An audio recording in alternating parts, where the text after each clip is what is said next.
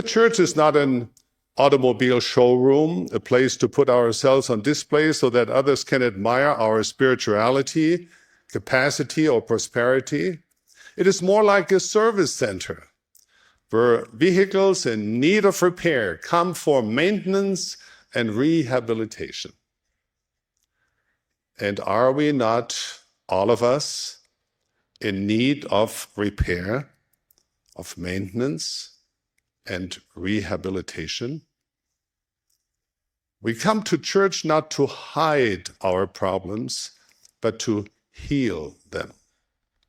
And as priesthood holders, we have an additional responsibility to feed the flock of God, not by constraint, but willingly, not for personal gain, but of a ready mind, neither as being lords over God's heritage, but being examples to the flock.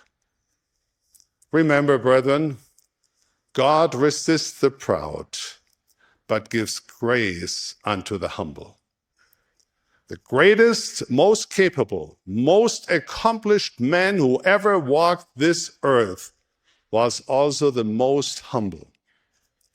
He performed some of his most impressive service in private moments with only a few observers, whom he asked to tell no man what he had done.